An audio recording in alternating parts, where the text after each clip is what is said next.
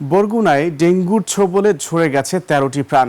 এই মৃত্যুর মিছিলে শোকের নগরীতে পরিণত হচ্ছে বরগুনা। ডেঙ্গুর ভয়াবহতা মোকাবেলায় চেষ্টা করে যাচ্ছে স্বাস্থ্য বিভাগ, তবে মশা নিধনে কার্যকর পদক্ষেপের অভাবে পরিস্থিতি দিন দিন চলে যাচ্ছে নিয়ন্ত্রণের বাইরে। বিশেষজ্ঞরা বলছেন জলবায়ু পরিবর্তনের বিরূপ প্রভাবেই এডিস মশার বিস্তার। বিস্তারিত ডেস্ক রিপোর্টে। উপকূলীয় জেলা বরগুনায় ১২ লাখ মানুষের বসবাস। ডেঙ্গু প্রকোপের পর থেকেই জেলার হটস্পট হিসেবে বিবেচিত হচ্ছে পৌর শহর গৌরীচন্না ইউনিয়ন। এখন পর্যন্ত ডেঙ্গু আক্রান্ত অধিকাংশই রোগী এই এলাকার বাসিন্দা। ডেঙ্গুর আতুরঘর হিসেবে পরিচিত জেলার পৌর শহরের কাঠপট্টি খাল, আমতলা পার খাল। ডেঙ্গুতে মৃত্যুর মিছিল দীর্ঘ হলেও মশক নিধন কার্যক্রম চলছে ঢিমে তালে। আতঙ্ক ও উৎকণ্ঠায় দিন কাটছে বাসিন্দাদের।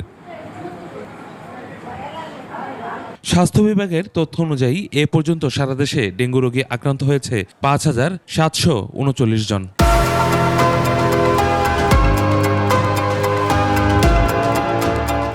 এর মধ্যে বরগুনাতেই আক্রান্তের সংখ্যা ১,৮৩৮ জন, চিকিৎসাধীন ২৪২ জন, আর মৃত্যু হয়েছে ১৩ জনের। পরিস্থিতি মোকাবিলায় হিমশিম অবস্থা স্বাস্থ্য বিভাগের।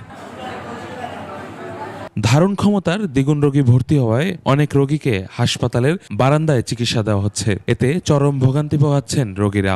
শয্যার পাশাপাশি দেখা দিয়েছে রক্ত পরীক্ষার কিট এবং স্যালাইনের সংকট। মে মাসে ভারী বৃষ্টিপাত ও প্রচণ্ড তাপদাহ এইডিস মশা বিস্তারের কারণ বলছে বিশেষজ্ঞরা। পরিস্থিতি মোকাবিলায় বরগুনা ২৫০ শয্যা জেনারেল হাসপাতালে পাঠানো হয়েছে ৮ জন চিকিৎসক ও ১০ জন নার্স।